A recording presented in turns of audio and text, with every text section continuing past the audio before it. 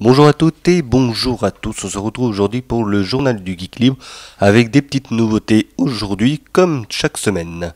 Allez, on commence avec le sommaire, avec les logiciels qui sont sortis dans la semaine, les distributions et aussi d'autres choses. On va parler de téléphone et aussi de Windows, oui il y a eu des nouvelles choses. Allez, on va commencer avec les logiciels avec Godot 2.0. Alors c'est Godot Engine qui est tout simplement un moteur de jeu généraliste, voilà, avec un éditeur intégré qui permet de créer facilement des jeux en 2D et en 3D. Et il est compatible évidemment Linux, BSD, Mac OS X, Windows et Haiku. Donc voilà, toutes les plateformes tout simplement. Et pour les jeux, une fois que ça a été tiré ou plutôt programmé et sorti du logiciel, ils sont installables tout simplement sur Linux, sur BSD, Mac OS X, Windows, Android, Haiku et iOS, ou tout simplement l'avoir en HTML5 et aussi sur certaines consoles de jeux. Ça permet donc d'avoir une sacrée panoplie de possibilités de ce côté-là au niveau des jeux vidéo. L'éditeur lui-même, comme je l'ai dit, il est en multiplateforme. Il a la possibilité de modifier des scènes en temps réel, donc c'est-à-dire que pendant que c'est exécuté, on peut changer un petit peu le programme à l'intérieur et ça l'active plutôt directement dans le jeu en même temps que vous êtes en train de voir si ça fonctionne très bien. Voilà, donc ça c'est une chose qui a été changée. Le panneau de visualisation des ressources a été aussi revu. Donc c'est tout simplement pour le panneau avec les textures, le son, le modèle 3D. Pour ceux qui utilisent le logiciel et qui le connaissent. Voilà, donc changement de ce côté-là. Changement aussi au niveau des fonctionnalités. Il y a eu des ajouts dessus et les outils ont été refaits de ce côté-là afin que ce soit plus pratique à utiliser. Voilà, donc c'est Godot Engine 2.0 qui est sorti. Voilà. Allez, les distributions, on va s'intéresser à PrimTux.fl qui est sorti, donc c'est tout simplement une version basée sur Debian Jessie. Il s'agit d'une distribution pour les enfants de l'école primaire. Il y a 4 environnements à l'intérieur, donc c'est tout simplement pour les petits, les moyens et les grands. Le quatrième c'est tout simplement pour les parents ou tout simplement pour le prof si c'est lui qui a accès à cet ordinateur. Voilà, un environnement avec un menu Handy Menu, un menu qui est tout simplement assez simpliste avec une fenêtre et les logiciels affichés en gros dessus. Il y a des ressources éducatives pour les enseignants, des logiciels pour les tâches courantes aussi. Donc ça c'est pour les enfants, donc comme GIMP ou des choses comme ça à l'intérieur. Il y a aussi des activités de soutien scolaire. Il y a un filtrage web à l'intérieur aussi pour pouvoir éviter qu'ils aillent partout les enfants, c'est mieux. Et pour les ordinateurs, on peut l'installer tout simplement sur des vieux coucous avec 512 Mb de RAM à l'intérieur, donc sur du XP, enfin des vieux XP ou des choses comme ça. Voilà de ce côté-là, donc de nombreuses améliorations depuis les anciennes versions de ce système d'exploitation. Voilà, je le testerai moi de mon côté. Ça c'est sûr, donc sûrement 32 bits pour être sûr que ça tient au niveau de la mémoire vive de ce côté là. Donc je verrai et puis j'en ferai une vidéo afin de savoir si ça tient la route. Allez, on va s'intéresser à OpenMandriva LX3, OpenMandriva qui revient après quelques temps d'absence. On va dire que normalement le projet était totalement mort, ils avaient fait faillite et tout, et puis là hop ça revient comme par hasard, donc tant mieux pour nous. Donc le retour avec une interface LXQT et KDE en 5.6, voilà, donc KDE 5 qui est donc présent ici. Et il est prévu pour être assez léger et utilisable sur des vieilles bécanes aussi. Il est en cours de programmation et donc on va voir ce que ça va donner quand ce sera sorti. Donc c'est vraiment la première bêta qui est apparemment sortie, à voir quand ce sera vraiment finalisé de ce côté là. Donc qui dit bêta dit une bêta 2 etc, jusqu'à ce que ce soit sorti en version définitive. Donc sûrement pour cette année si ça se passe très bien de ce côté là. Voilà, donc je connais pas vraiment ce qu'il y a dedans, on va voir, et dès que ce sera sorti, évidemment j'en ferai sûrement une vidéo là aussi. Allez, on va s'intéresser au smartphone avec pour d'autres choses le Oukitel K10000 avec apparemment une promesse d'une semaine d'autonomie. Qu'est-ce qu'il y a à l'intérieur?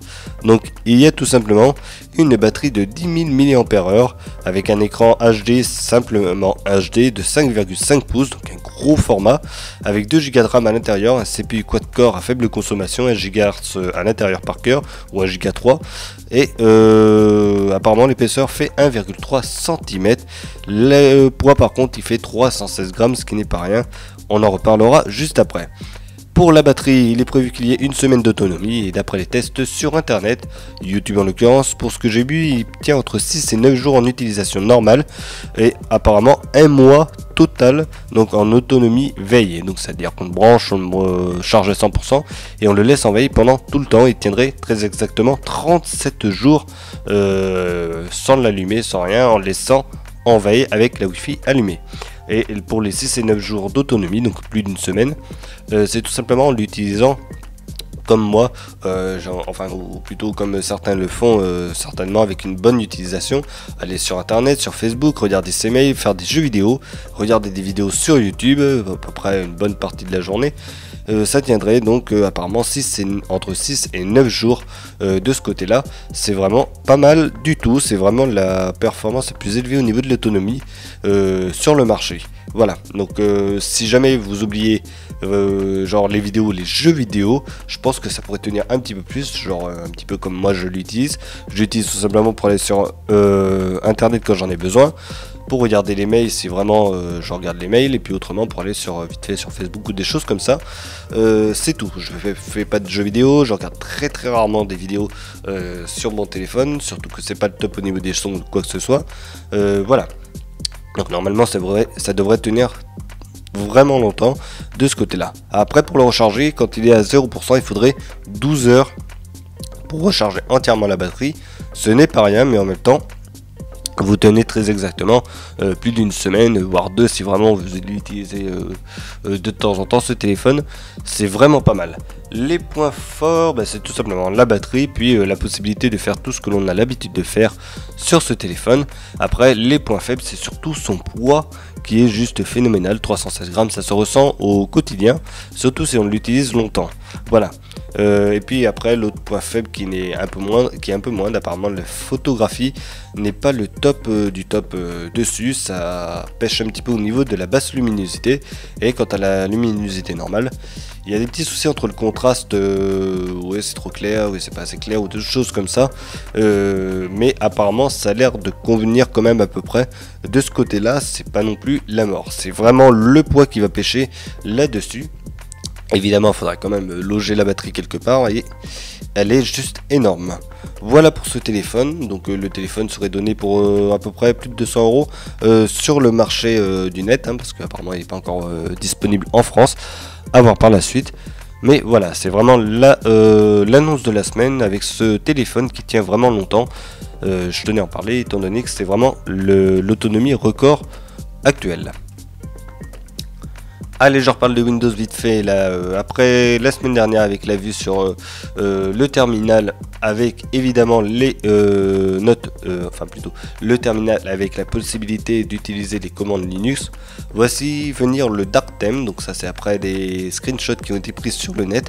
Apparemment Windows prépare aussi un nouveau thème, en plus de ce qu'il y a déjà, avec un thème complètement noir comme ce que l'on peut voir ici, à voir par la suite une fois que ce sera sorti. Mais actuellement il y a pas mal de tests qui sont faits, j'ai pas encore été voir sur internet, je m'empresserai peut-être d'aller le voir prochainement, mais ça s'annonce assez sympathique de ce côté là au niveau de la mise à jour. À voir par la suite ce que ça va donner, surtout qu'en plus de ça, si pour le terminal Linux, c'est vraiment sûr maintenant, on est sûr que ça sortira à la mise à jour de l'été prochain. Vraiment avec les commandes Linux ls pour déplier des fichiers, les commandes Ubuntu habituelles pour installer des programmes ou quoi que ce soit. Voilà, donc ça c'est vraiment sympathique de ce côté là de la part de Microsoft. On dirait qu'une amitié se forme vraiment entre le logiciel propriétaire et puis le logiciel libre. Vraiment c'est pas mal, espérons que ça continue dans ce sens là pour eux, surtout que c'est vraiment les premiers sur le marché à l'heure actuelle. Donc si ils se dirigent vers ce sens là, ce serait pas mal aussi pour tous les habitués de Linux.